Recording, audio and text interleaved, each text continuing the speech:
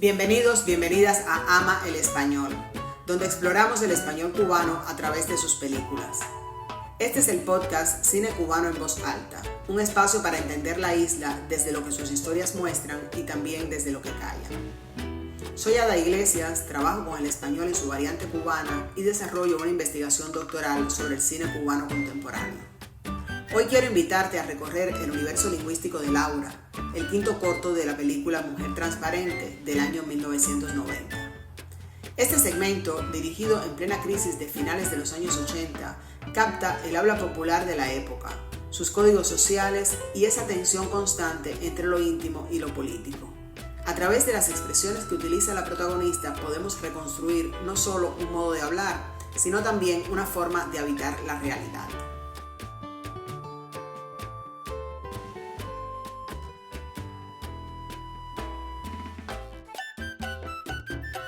Desde el inicio, Laura recuerda que vivíamos en la luna, es decir, estábamos completamente ajenos a lo que pasaba. Esta frase marca el tono del relato, un pasado donde la ingenuidad convivía con una crisis que avanzaba silenciosa e imperceptiblemente. Más adelante, cuando escuchamos "qué facha", se refiere a un típico comentario sobre el aspecto o la pinta de los jóvenes en las fotos, que usamos mucho en Cuba. Hay humor y creatividad cuando confiesa que tenía las pestañas entortadas de betún a falta de Maybelline. O sea, usaban betún de zapatos como máscara de pestañas, una muestra directa de la escasez o de la inventiva cotidiana. A partir de aquí entramos en un terreno más ideológico. Ser un gusano significa ser desafecto al sistema político, alguien visto como opositor. Más adelante, las consignas "pimpan fuera, abajo la gusanera" retoman esa misma lógica. Al igual que el término escoria, usado oficialmente para referirse a quienes emigraban o se apartaban del discurso revolucionario. En este punto conviene detenerse en un fenómeno más amplio. El gobierno cubano ha utilizado durante décadas un sistema muy particular de metáforas políticas para nombrar la realidad. No se trata de episodios aislados, sino de un mecanismo constante. El propio término "periodo especial" es un ejemplo claro. Un nombre metafórico que suaviza la magnitud de la crisis económica más dura del país. Lo mismo ocurre con palabras como comunidad para referirse a los cubanoamericanos o con categorías como gusano y escoria que permiten clasificar moral y políticamente a grupos enteros de ciudadanos que se oponían al gobierno o que simplemente tomaban la decisión de emigrar.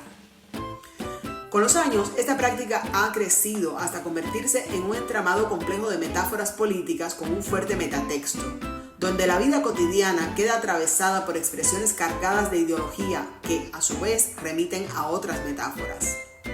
Muchas de estas palabras salieron primero de la estructura oficial, los discursos, las consignas, la prensa, las campañas, y luego pasaron al habla popular, donde se reinventaron, se endurecieron o se suavizaron, pero nunca quedaron neutrales.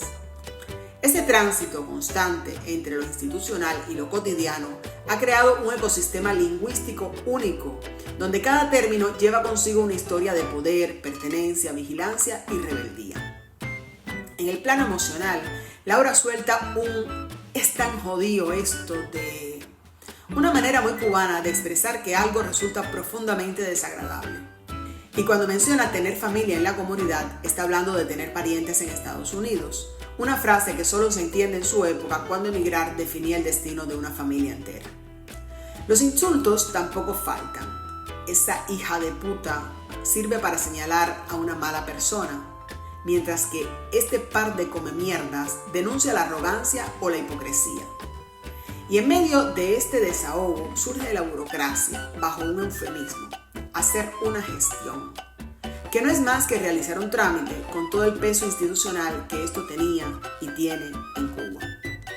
Un momento especialmente revelador aparece en el contraste entre compañero y señor.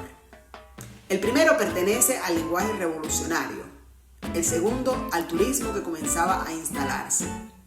Ese choque lingüístico anticipa la convivencia de mundos económicos, ideológicos y simbólicos que ya no encajaban entre sí. También encontramos una pequeña reflexión gramatical disfrazada de queja. No sé qué se piensa la gente que trabaja en estos lugares.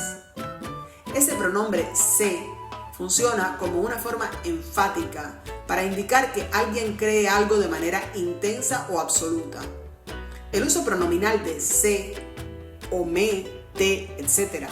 se usa para intensificar la idea, similar a creerse o imaginarse algo en el sentido de tenerlo como seguro. En un registro más afectivo, Laura describe a la abuela de Ana como un personaje, alguien peculiar, distinto y ajeno a convencionalismos. Y recuerda que ella nos dejaba ser de las nuestras, es decir, permitía travesuras, libertades y pequeñas rebeldías. Igual de coloquial es tu punto fijo era, la expresión usada para referirse a la persona que más le gustaba. El lenguaje íntimo también entra en escena. Me lo metieron por los ojos. Significa que la presionaron para aceptar algo. Luego explica qué significaba ser virgen en aquella época, no haber tenido relaciones sexuales. Pero, y esto es clave, ese hecho le restaba puntos. Le bajaba estatus social entre sus amigas. Recordemos que Cuba era un país con gran libertad sexual y con pocos prejuicios morales en comparación con otros contextos latinoamericanos, lo que hace aún más evidente cómo operaban esas jerarquías entre mujeres jóvenes. A eso se suma la expresión hacerse un legrado, entendida popularmente como abortar. En Cuba era una práctica legal y frecuente, utilizada con tanta regularidad que en muchos casos terminó funcionando de manera casi abusiva como sustituto de métodos anticonceptivos seguros y accesibles. La frustración se expresa en frases como mandar al carajo, que significa romper, rechazar o ponerle fin a algo o a alguien. Y cuando Ana dice que vivía dentro de una centrífuga, está describiendo un ritmo acelerado, sin descanso, propio de la vida en el exilio y de esa búsqueda constante por estabilizarse. Finalmente, cada una de estas expresiones funciona como una pieza de memoria. Son huellas del habla cubana en el filo del periodo especial, un momento en el que el lenguaje absorbió lo político, lo cotidiano, lo íntimo y lo corporal. Escuchar a Laura es escuchar a un país en transición. Una mujer que narra su vida mientras, sin proponérselo, revela la historia profunda de su tiempo. Si te interesa profundizar en otros aspectos de la película, no te pierdas los otros episodios dedicados a cada corto. Antes de despedirme, te invito a visitar mi sitio web www.amalespanol.com. Allí encontrarás un catálogo de cine cubano en construcción, fichas técnicas, análisis discursivos, análisis lingüísticos con los minutos exactos donde aparece cada expresión y enlaces para ver las películas en línea. Gracias por escuchar Cine Cubano en Voz Alta. No olvides suscribirte para no perderte los nuevos episodios y nos encontramos en el próximo. Adiós.